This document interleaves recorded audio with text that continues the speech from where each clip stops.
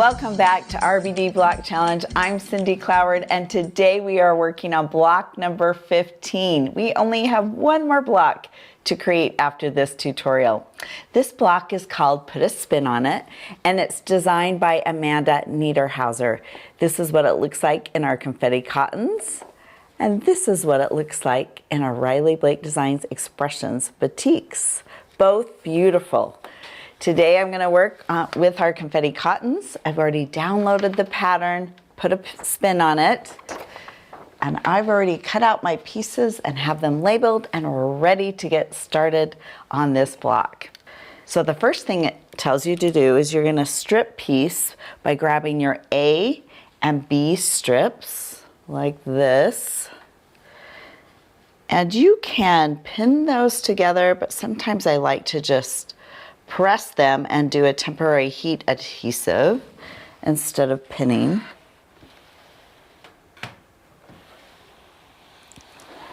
So that's good to go. And we're just gonna sew our 1/4 inch seam down one side.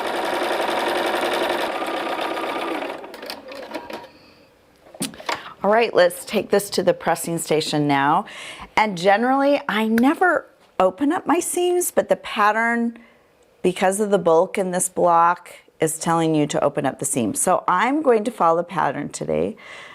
Generally, I press to the dark side, but we're going to do something different today. We're going to open up that seam.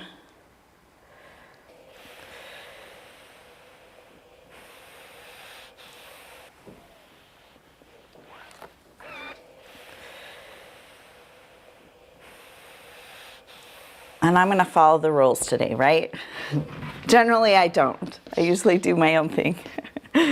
But we'll follow the pattern today. Okay, that should measure 5.5 inches. So you can get out that 5.5 inches.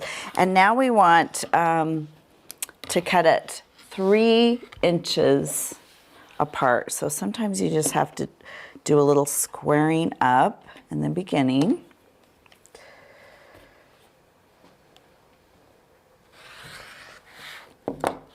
There we go.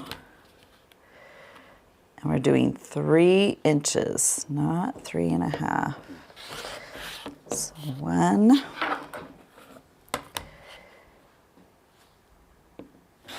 2,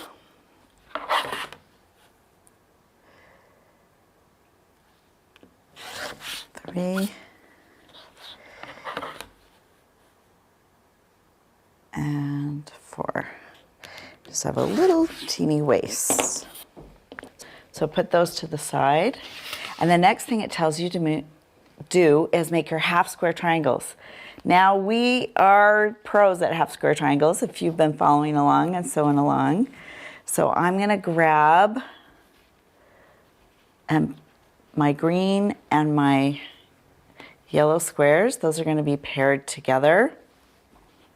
And then these 2 squares together, and we have a short animation video on half square triangles. I'll meet you back here when I've got all my half square triangles finished.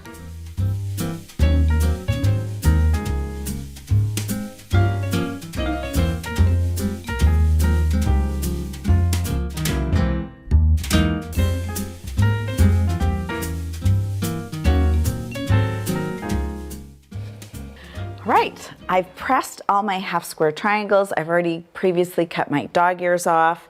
And now we just need to make sure that they are measuring 3 inches. And since we don't have a 3-inch square up ruler, I'm just going to use a regular Cute Cuts square ruler, 6.5 inches. And I pull it in the corner and measure. I already kind of trimmed part of these. So let's take a look. They just need to measure 3 inches.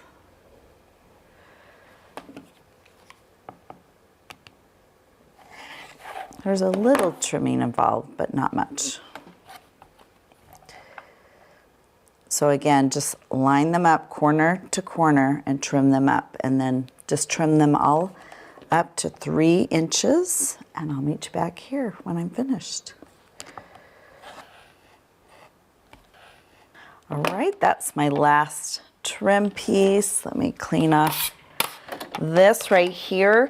And now we're gonna be working on creating this unit 4 times. This is the same here as here, here, and here. It's just flipped different ways. So instead of making this pinwheel in the middle, we're gonna make this unit right here. So let's pull this over. We've already sewn those little units right there. And if you look at your pattern, you're gonna have this up top and then this below. I guess you can just put them all like that. Oh, I got that flipped the wrong way. Pay attention to direction of your half square triangles. They should all be the same. And I'm going to take these here like this and then pin. Now, I should have mentioned before that I pressed to the green side on both of these units, so when you bring them together, they will nest. So I'm going to just pin that there, and I'm going to sew down that direction. Since I'm going to chain piece, I'm going to just pin them all.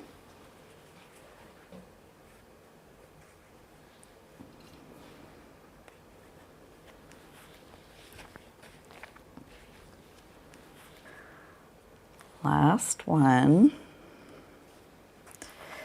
Let's take it to the machine, and we will just chain piece these all together.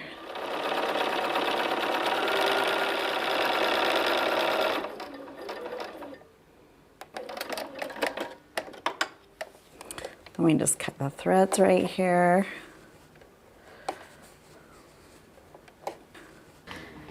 And you can press right now or just finger press. Now I am going to open those up.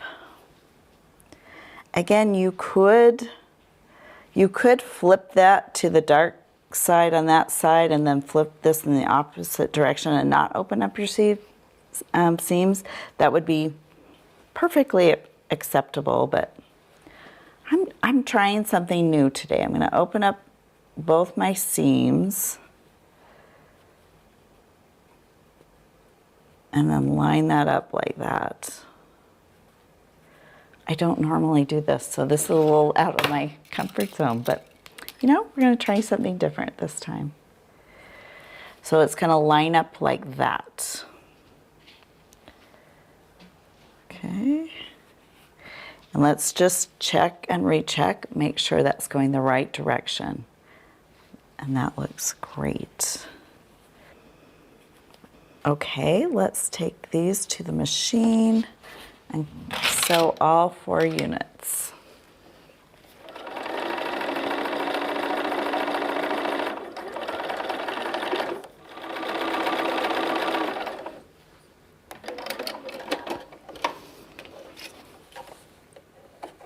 All right, let's cut the threads in between, and we'll take it to our pressing station. And again, the pattern has you opening up the seams.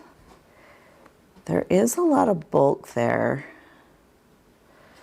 so maybe that's why it's preferred. But you know what? These seams don't want to open up, so I'm not going to force them. I'm going to actually just press this like that. And we'll see if it makes a difference when it all comes together.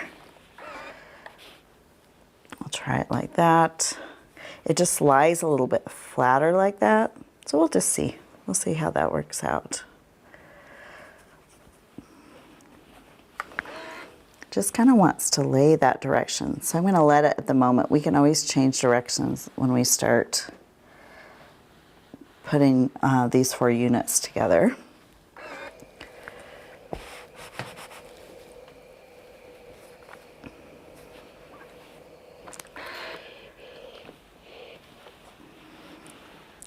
we may change our mind. When I made that other block over there, I flipped all my seams one direction, and that worked okay. So we'll just see how this works out.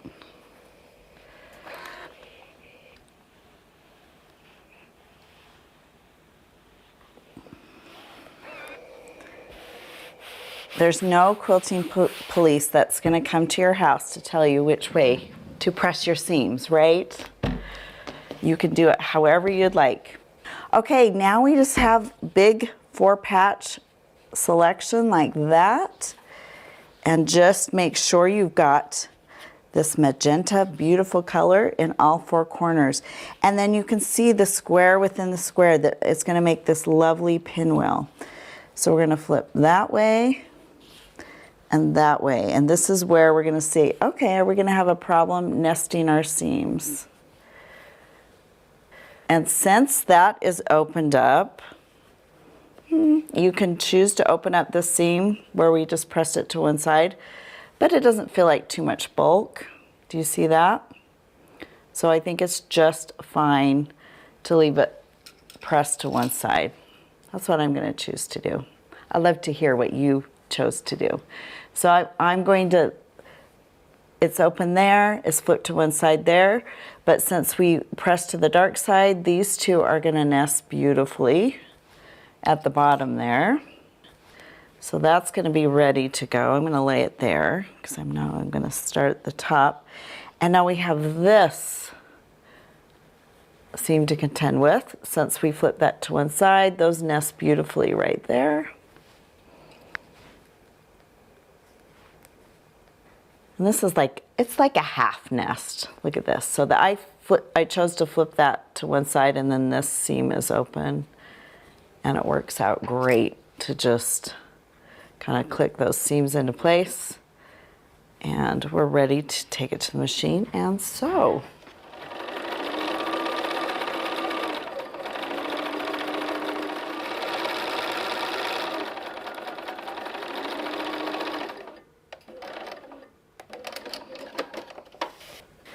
Okay, I'm gonna clip my threads in between and open them up. That is looking good. Now the pattern does tell you to open up these seams, but again, I'm choosing not to. I opened up one set of seams, and then I'm choosing not to open up the other seam. So I'm gonna lay that like that.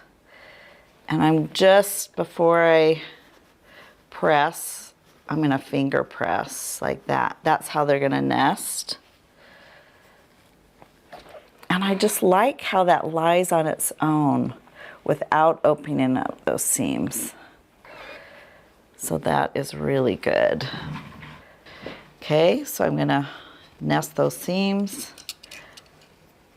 But again, whatever works for you. We just want really not a lot of bulk in an area. We want flatter seams.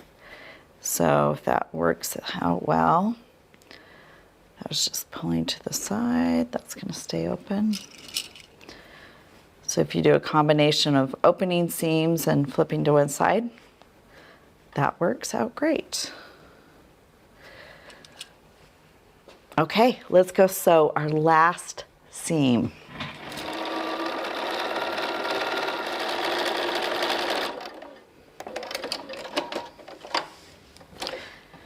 All right. Give it a little press like that, open it up. Beautiful, that's looking so good. That's what we want to see, is all those points coming together. And we do have a little bulk right here, right in that center. So you can open up those seams if you choose. On that side and that side.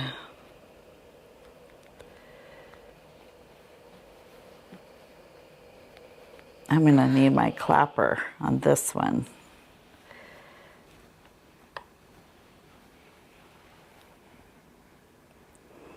And you're going to probably need to sit a little bit longer on those seams with your iron, really pressing that center down. And then you're going to want to take your clapper And just have patience for a minute because the clapper is absorbing the heat and moisture, giving you a flatter seam when we're done.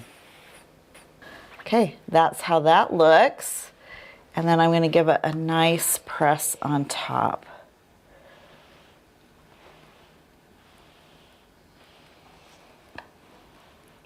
Just taking my time, and the block is really laying nice and flat, and it looks great. So let's take it over here and square up this block.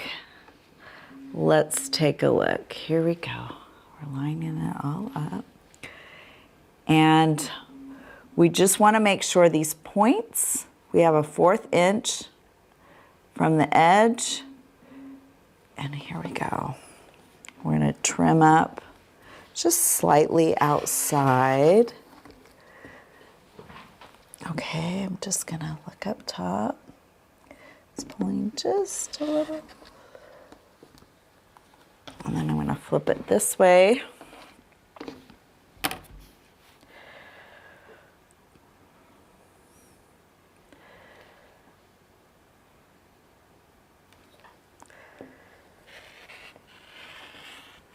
There we go, just a slight trim on that. And your Put a Spin on It quilt block is finished. I can't wait to see Amanda Niederhauser quilt block. And we're finished with block number 15. Join me next time for block number 16, the last block in the RBD Block Challenge. And it is called Point the Way, and it's designed by Jerry Robinson.